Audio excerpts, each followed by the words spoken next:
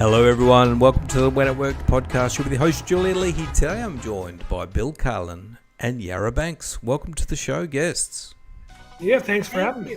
Yes, it's wonderful. Wonderful. All right, well, we're going to play Jeopardy, and then we're going to meet our wonderful guests. Let's open up the board, and I'll read out the categories. The first one is assassinations, kind of famous political assassinations, biology, first aid, food, trivia, general trivia, and science. Bill, on the left, you can kick things off. What would you like to start with? Food for 100. Food for 100. When you step on these, they let out a little whine. How do we answer? Oh, it's Go, Zara, holla. Yara? I'll buzz in. Whoever's... Fine. Yara has got it.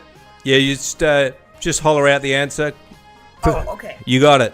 First one gets it is the one who gets it. Yara, you're in control. Let's do first aid for 200. First aid for 200. To prevent swelling and discoloring from a blow to the body, apply this kind of compress immediately. What is Warm cold? compress. Cold, I think Yara got in there. Cold compress is correct. Don't worry, Bill, you'll get in there soon. Yara, you're still in control. All right, let's do food for 400. Food for 400. Found in rye bread, these seeds are also a flavoring in camel liqueur. Flavoring of camel liqueur. Rye bread. What are they asking? Oh, we want to know what type of seeds they're talking about. In the bread. Yeah. Nope. It's good. I have no idea what it is, though. I don't know what camel liqueur is either. Anyway, I'm going to guess poppy seeds. All right. No, it's caraway seeds. Oh, I have Never heard got of them. that. Yeah, never would have got that. All right, Yara, you're still in control. What would you like? okay. Let's do first aid for 100. First aid for 100. Any remedy which counteracts a swallowed poison. What is an antidote? Bill with the antidote is correct. Bill's on the board. What would you like, Bill? All right. Let's do food for 200. Food for 200. Bill's hungry. Satanic term, goodness me. Satanic term for food prepared with strong seasoning as of eggs or ham. What is deviled? Ah, yes. I'd never really thought of that. I just thought, oh yeah, deviled eggs. I hadn't really thought the whole devil Yeah, thing. it kind of Damn. threw me off. I was I was like, like, whoa, satanic food. All right, well, I'm not going to eat that anymore. do food. Bill, Food for 300. food for 300. French term for meat served in its own juice. Au jus? Bless you. Oh, let me check. Au jus is correct. Well done. Yara, how did you know? You got a bit of French background? You from Louisiana, or you know your food? I just know my juices. You know your juices. All right, Yara. All right, so let's do first aid for 300. First aid for 300. Kind of shot given to prevent lockjaw after a puncture wound. Tetanus. What is tetanus? Tetanus. Sounds good to me. Is correct. Well done, Yara. All right, let's go ahead and go first aid for 400. First aid for 400. This hug is recommended as an effective method to remove an object blocking the windpipe. What is What is a Heimlich? bear hug? Heimlich. Or a bear hug. If I'm in need of an emergency, I'll still take a bear hug. Yara, you got it? You're in control still. Okay, let's do food for 500. Food for 500. The thymus and pancreas of young calves are sources of this meat. What is veal? It sounds like it tastes. Nasty. Yeah. No, Okay. I thought it what was. is tripe? It's sweet breads, but I thought it was going to be awful because it tastes awful. Anyway, Yara is still in control. What would you like? Let's go ahead and finish up first aid. First aid for 500. Full name for CPR. cardiopulmonary resuscitation. Absolutely nailed it. Yara is on fire. What would you like? Okay, let's do. I'm hiding out for the hard ones. All right, let's go ahead. General trivia 300. Trivia for 300. A stew of various meats, a jar of mixed flour petals, or an old Jeopardy category? Hodgepodge. Oh, that's a good answer. It's something similar to that, and my mum used to put it in the sock drawer to make it smell good. Oh, potpourri. Potpourri is correct. Well done, Yara. I don't know how I got that one. I had no clue. Okay, so 200 trivia. 200 trivia. Nobody wants to hear all of this camp song about decreasing containers of brew. 100 bottles of beer on the wall. 100 bottles of beer on the wall. Well done, Bill. You're in control. Let's do trivia for 400. Trivia for 400. Oldest president in USA history is Biden. Who is the youngest to serve? JFK. JFK. It was actually Teddy Roosevelt.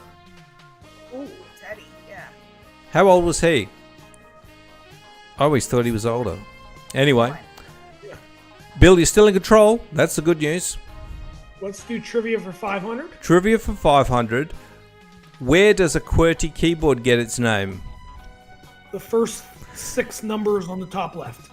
Letters. Nailed it, Bill. You're a tech guy, aren't you, Bill? Yep. Well done, Bill. You're in control. Let's do trivia for 100 and knock that category. Trivia for 100. At last count, there were only 70 of these head servants left in England. Which is the Royal Guard. I'll tell you what, there was one in the TV show The Nanny. Which is a prince. No, the English guy in The Nanny, and he was that Yara? Yeah, I said butler. Butler is correct. Oh, okay. Thanks for that. Yeah, The Nanny, that's the only butler I could think of. Yara, what would you like? Science for 100? Is there science or biology? Yeah, well, there's both, actually. Oh, okay, let's do science for 100. Science for 100. In computerese, a vaccine is a program that seeks out and destroys these. Virus. Bill! Got it. Made me think of McAfee for a moment. That was a strange story. Bill, what would you like? Let's do assassinations for 100. Assassinations for 100. Who attempted to assassinate Ronald Reagan in 1981? I get this guy confused with the guy that killed John Lennon. Yeah. He was absolutely out of his mind, I think. He's got 3 names. Yeah, he does. He does. I got it. Was he obsessed with Jodie Foster from Taxi Driver? Taxi, whatever Yes, that. I think He was, wasn't he? Like he was some weird kind of creepy. And anyway, it is 3 names. I think. Oh well, it's including the junior. John Hinckley Jr. was his name. Oh, yeah. Yeah, and he was. He's actually fully medicated now and pretty normal, but he's still locked up, I think. Fortunately. Who's in control? I've lost the plot. Bill? Should still be me. Yeah, Bill's in Let's control. Let's do assassinations for 200. Assassinations for 200. Japan's Shinzo Abe was assassinated by what type of weapon? What is a sword? Good, very logical answer, but I think it might be incorrect. But I my context clues. It's. I think it was a knife. It was a homemade pistol, like a homemade one, like a bit of pipe and a little hammer that hits the bullet. Maybe similar to the one that the Luigi used. No, he used a 3D printed one. Anyway, Bill. Let's do assassinations for 300. Assassinations for 300. Lee Harvey Oswald killed JFK, only to be shot by who? A police officer. No, it's the nightclub guy, Jack. Bill.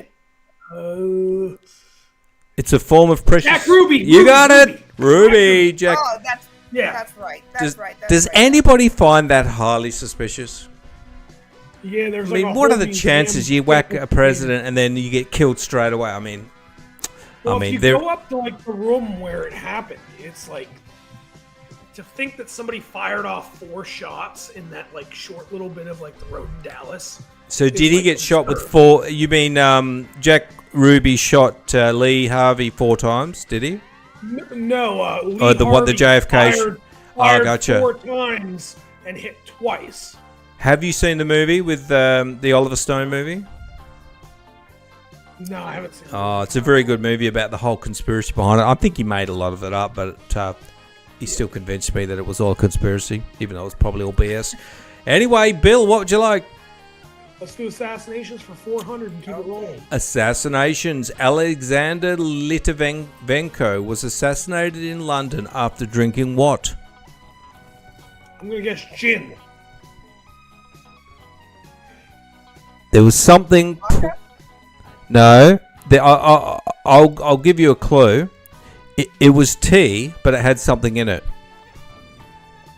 Oh, you want to know the thing that killed him? It's not arsenic, but it's the radiation stuff.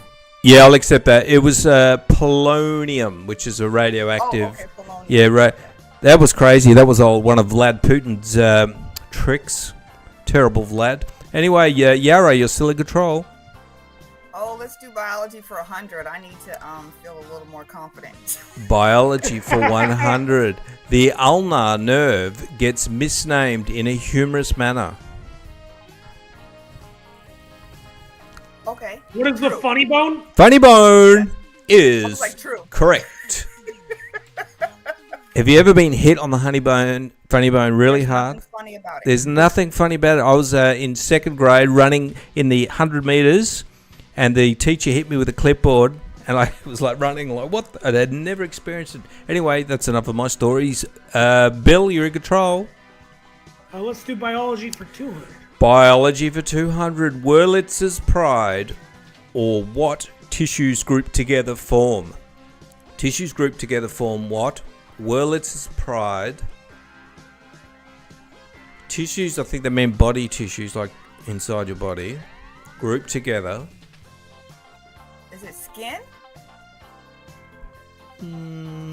What's Wurlitzer? Isn't Wurlitzer like a jukebox? That's what I was thinking. What the heck does that mean? Let's take a look. An organ. Oh, they make organs. Oh, an organ. Yeah. Not That's jukeboxes. what it went right over my head. Yeah, Yeah. me too. Now, Yara, you're in control. Let's go to science for 200. We need to Science for skip 200. A compass points towards this. What? around. True. A compass points towards this North Pole. What is that? Is it even a question? Let's take a look. I don't Is know it what that true means. north? Magnetic North Pole. Oh, okay. magnetic. That was a stupid question. That might have been one of the Chat GPT ones that I didn't check properly. Yara, you still in control? It's a good game. Let's do biology for 500. Biology for 500. Exobiology is the study of living things here.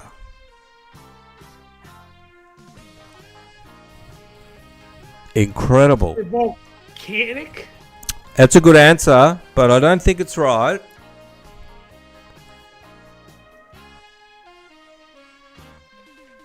Caves? Exo means external or out of. Oh, space? Space. Yara. Got it. Well done, Yara. You're on 3,100. Bill is on 1,500. He still could catch up. Yara, what would you like? All right, let's do biology for 400. Biology for 400. In 1600s, amateur Dutch scientist Leeuwenhoek discovered bacteria by using this Microscope. microscope. Good answer. Bill is on the charge back. 1900. What would you like, Bill? Let's get that last 300 out of there. Of biology. Serology is the study of this body fluid closely resembling seawater. saline. No, plasma. Body fluid. Serum. Oh, resembling what body fluid? Tears. Tears. Yeah, it's got to be salt water. Yeah. I can't read that. Oh, it's blood. How does What? how does blood resemble seawater? I was just thinking salty, clear water. It's got to be the tears. I don't know, man. I'm gonna have to check these. All right, we'll do one more, and then we'll wrap it up.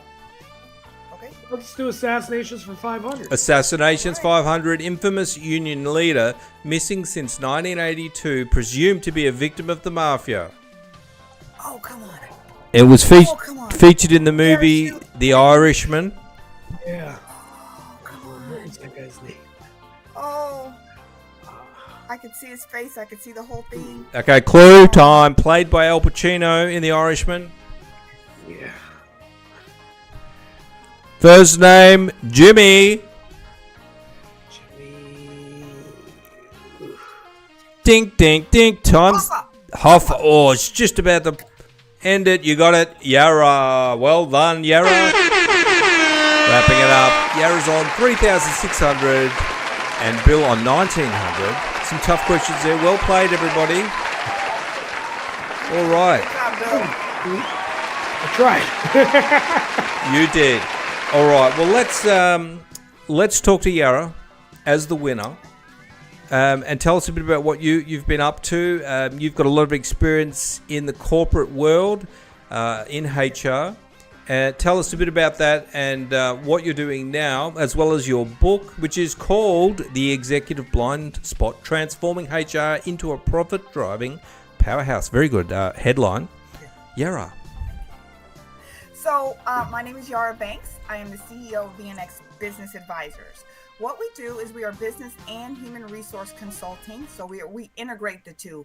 A lot of times people isolate the two. But in order to be profitable, in order to get the biggest bang for your buck, you're going to want to integrate them. So we work with companies all over we're in the United States. So we work with companies all over the country, small business, medium-sized, and large global businesses. What we're trying to obtain is an understanding about utilizing all the resources everyone has available to them in the organization.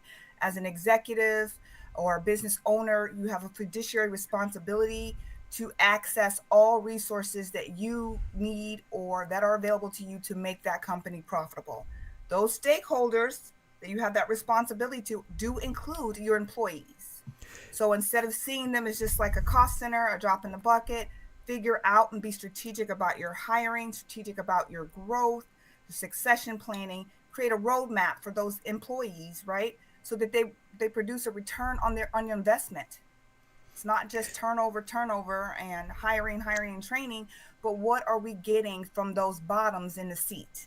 Yes, it's a very good idea. And is this the blind spot that you talk about? Is it the investing in the staff that you've got in the organization? Is that what the blind spot is that you talk about in the book? So that's part of the blind spot. Part of the blind spot is the biggest part is not using all your resources.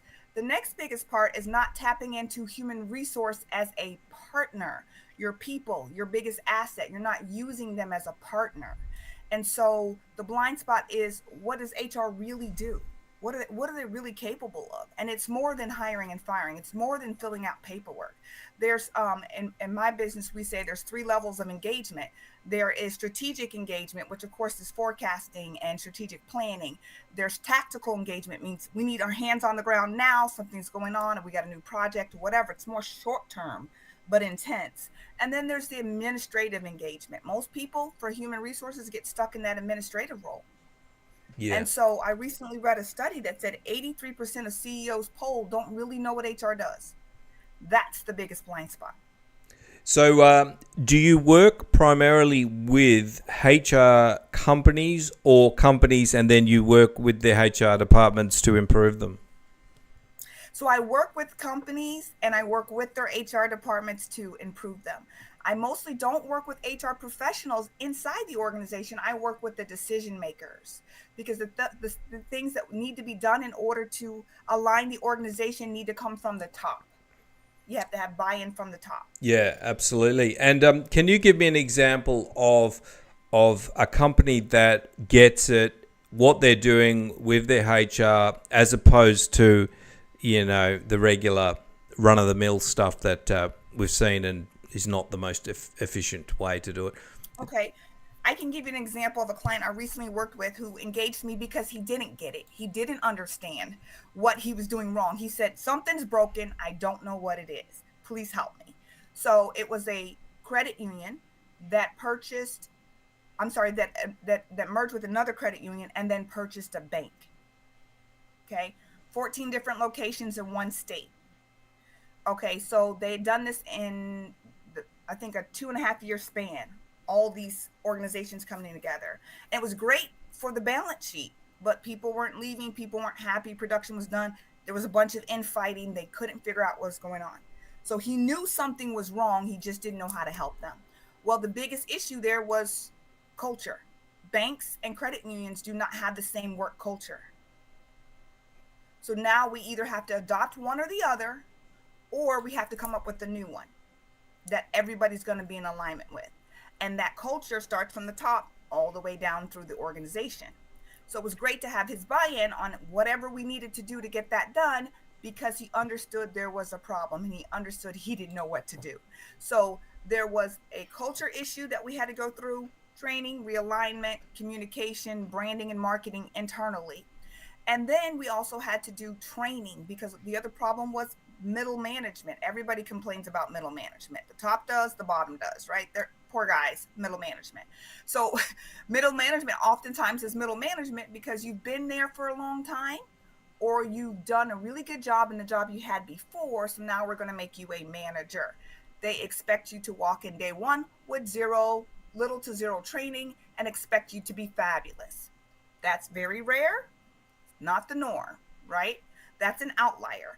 And so they don't give them enough training, and then they complain about the way they manage things, and they're doing the best they can with nothing. This is where we need to pour in the resources. We need to have a leadership track before they get promoted, right? We need to have these things in order. We need to start grooming people from the time they walk in the door for what is next for them. That also helps at the top when it's time for retirement. God forbid something bad happens to a manager or an executive. You have succession planning already going. The skill gap is very small because you train people to what's next for you, to walk up that ladder. You don't want the gaps. You don't want to have to always go out for a big old Indeed or whoever posting every time you need a position filled, especially if it's at the top. Interesting. And you talked about the credit union bank scenario. Do you work with lots of different types of businesses, or specifically financial, or how does it sort of look? Okay, so everybody needs HR. First, let me just say that. Everybody needs what I'm talking about. But there's industries that I have focused on just because my career before being on my own as an entrepreneur just led me down those paths. So I like finance, so banks, credit unions. I have done though chemical companies, manufacturing, construction, pet services, nonprofits, government entities. So it doesn't matter for me. Everybody needs human resources. Everybody needs to remove the blind spots. It doesn't matter the size nor type of organization. Awesome. And what are some of the metrics that you'd be looking for if a company has invested in improving all of their HR? What are some of, the CEO will probably be saying, what are the metrics we can expect to see? What are you sort of trying to, what measurable things are you hoping to see and demonstrate? Okay, so obviously you're going to see a decrease in turnover, because you're going to learn how to build that loyalty, and you're going to learn how to make people feel valuable, part of something bigger than themselves. You should see, so that's obviously a decrease in decrease in turnover is going to mean you're going to save more money on hiring and training. You should see an increase on the cost of training, because your training is now going to be more robust, so people actually know what to expect, and they have all the resources to be the best they can be, right? To be the best employee they can be. You should see a decrease in actually an increase in employee engagement. Now people feel part of something bigger than themselves. They want all in. They want volunteer work. They want to work on committees. They're raising their hands left and right. They want to learn more. Give me more. Give me more. Right? You should see a decrease in productivity loss. Right? Because when people get fed up, if they feel oppressed because their voices are not heard, you're going to get the quiet quitting.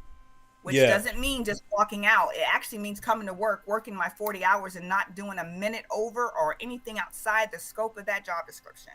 So you'll see more, you should be able to see more engagement from that, right? So we don't want any quiet quitting. We don't want that. And then I think you'll start to see just the morale as a whole. It actually feels different. And I'm not just saying that. Like when I worked at credit union, I was there for 8 months. I can tell you the difference between the day I walked in and the day I walked out. I was like, oh gosh, the tension and everything was so thick you could cut it with a knife. You can just tell, and I worked in a place where the managers did get kind of looked after, and things like, an annual trip fully paid for and stuff like that, and it had this even the lower down the chain, everyone, there was events organized, and like they would have a barbecue, and they did a lot of stuff, just little things like that, and they made people feel valued, and the culture, like you say, the whole vibe of the place was positive. And the opposite of that is where people just out for themselves, and they all quiet quitting, doing the minimum. So I really believe in all that stuff. And if somebody's out there and they know that things are just not right, like that gentleman said, something's wrong, I'm not sure what it is, you just get a sense for it. It's probably going to be HR related and culture related, the company culture. So if you want to have a chat with Yara, what's the first step, Yara? So what they can do is they can go to my website, which is bnxba.com. So that's BNX Business Advisors, the one that's on the screen here. They can set up an opportunity to speak directly with me. I always do my intakes initially myself. We do have a team, but I like to do the intakes myself. So there's that. I'm very particular about the clients that I take because they have to be serious about wanting to change things, not just trying to check a box. They could also purchase a copy of my book, the Executive Blindspot. It's on pre-sale now. It actually releases on January 30th, so we're excited about that. They can have a conversation with me. We can set up a time to talk. Listen, I'm available to come to your organizations to do workshops and trainings around the items in my book, or just engagement, or just whatever you need at your organization in terms of to turn things around. I want your organization to be profitable, but I also want the people who have to come to work every day to have a safe, enjoyable place to work. So I want to work it from both angles.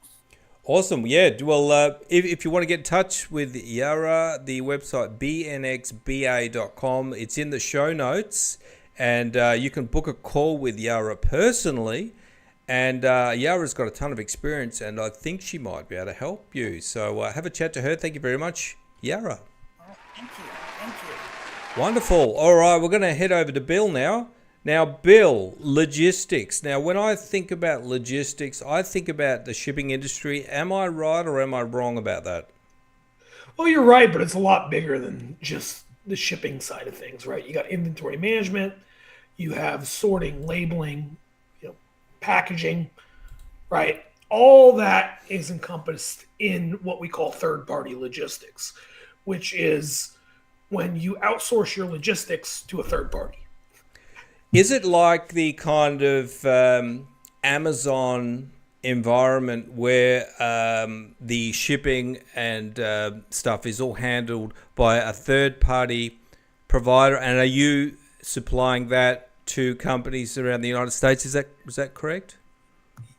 Yeah, kind of. So what we did is we built a platform. It's called Racklify, where merchants and retailers can connect with warehouses, right? So they can reach out to. We have over 3,000 warehouses on the platform, over 500 million square feet of warehouse space available, and merchants can reach out to these warehouses using our platform. They can get guaranteed storage rates, right? They can converse with the CEOs, the COOs of these companies right in our platform and find their perfect warehousing fit. Well, that sounds like it takes a big problem and makes it a lot easier, kind of like Airbnb does. But I can imagine finding warehouses, if you had a business, would be a huge PITA. And so you've got them all in one place. And what types of businesses do you find that are needing this? Are they kind of drop shippers? What are the types of businesses? Yeah, so generally anybody that has an e-commerce store. So you think the Shopify sellers, you hear the ads all the time on the radio. You think Amazon sellers who need help, getting their products to the Amazon distribution centers, doing the labeling, right? There's a whole industry called FBA prep, which is a big part of what warehouses do. And then you have other emerging platforms like TikTok Shop, right? Walmart's becoming a bigger player. Target's becoming a bigger player. And then you also have, the omni-channel distribution, like something like Home Depot or Wayfair, where, people are fulfilling both in-store and online orders. So there's a wide array of, types of customers that are looking for warehousing space. And this is usually like a year-long, 2-year-long process. People usually hire consultants to do it. And now we gave people the tools to do it themselves, get that initial contact, get those rates, fill out RFPs so that way they're able to know what they need and present that to every warehouse with the uniform information they need to get a quote. Okay, so it helps them get everything together that they need to give the warehouse owner so he can go, yes, no, this is the price, this is what we've got. And what about staffing? Does the what do you call it? E-commerce people, do they need to have people in the warehouse getting the orders out, or how does that work? Well, that's the beauty of a third-party logistics provider. So the idea is you're using somebody else's staff, you're using somebody else's building, you're using somebody else's shipping supplies, right? So you're saving money by not having to go out and get a building, hire a bunch of staff. You're getting better rates on shipping labels because these warehouses are shipping 1 million packages. Yeah, doing it in bulk. You're getting better rates on your boxes because they're buying 20,000 at a time every week, right? So you're getting better rates as you scale, and you're unlocking that scalability by using a third party. Where if you do it yourself, you have to scale through all those growth stages, and you may hit a bottleneck at some point where either your building's not too big, your staff's not large enough, or maybe you're getting hit over the head with those shipping rates and not able to negotiate with the carriers. And just a massive stress reliever, like the hassle of doing all of that yourself would just be huge and difficult. You'd be traveling out there, you'd be hiring people. It's just, and to be able to do it on scale where it's actually going to cost you less and be easier, it sounds like a no-brainer. And it also sounds like a really good industry to be in, and something that's going to experience a lot of growth. Is that something you're seeing, Bill? Yeah, so the industry is constantly expanding and consolidating at the same time. So you constantly have new fulfillment centers opening up in additional markets. The big the big push recently has been international. So you see a lot of larger players opening up in other countries like England, Germany, Japan, Australia. So you're getting a global reach with what used to be just small mom and pop warehouses here in the US. So the globalization and just the increase in marketplaces and places we're able to sell things now is constantly growing, and that's increasing the need for warehouses both domestically and globally. This is awesome, Bill. And if somebody has an e-commerce store and they're doing quite enough volume, would they be looking to get several locations, or for most people, do they just pick one location and go with that? Yeah, so it really depends on your volume as well as your shipping costs. What happens is the more nodes you are shipping from, right, the more warehouses, you have to divide that inventory up, which means you have to monitor multiple warehouses, monitor the stock levels at those warehouses, divide the inventory amongst those locations. So it's not just a free lunch of, oh, I save, 60 cents on a shipping label by shipping from 2 points. You really have to do the math and figure out if it's worthwhile to do it. But a lot of merchants that are doing higher volumes, let's say a few thousand orders a month, they do benefit from using a larger 3PL that allows them to ship from multiple nodes. And they can monitor that inside the Racklify system? Well, we're more of a marketplace. So what they can do is they can find warehouses that have multiple locations Gotcha. on our platform. They can see them laid out in a map where you can see where those locations are around the globe and around the US. And you can make a decision based on where your customers are and what you need, out of your 3PL for capabilities to be able to fulfill the needs of your business. Awesome. So it is kind of like an Airbnb for e-commerce. Yeah, for warehouses. Yeah, wonderful. Excellent. Well, that's very interesting. And anybody out there that wants to set up, can people that have just kind of started, can they still access this in a cost-effective manner, like smaller volume? Yes. So one thing is, if you're just starting out with e-commerce, I highly recommend doing self-fulfillment so you understand the intricacies of your business and how it works and what kind of problems you might run into at scale, right? Because that's how you figure out, does this thing break when I ship it in the mail? Is this thing hard to pack? Does it need some sort of special requirement? But once you have that initial understanding about how the logistics of your business work and operate, you can reach out to one of these 3PLs, and a lot of them are more than happy to help you regardless of the volume. Some 3PLs do have minimums and requirements, which is something you want to be aware of, but there is the right partner for everybody. Keep in mind, there are over 5,000 3PL operators in the US alone. So there's a fit for everybody out there. Awesome. Well, if you are, either in the e-commerce game, running a Shopify store or TikTok store or any of these things, check out Racklify. It's racklify.com. I've got the URL in the show notes, and thank you for telling us about that, Bill. That was very interesting. Thank you. Wonderful. All right, well, some great guests, and we had a good game too of Jeopardy. Thank you very much, both of our guests, Yara and Bill, and everyone for listening and watching. I'm going to wrap things up. See you next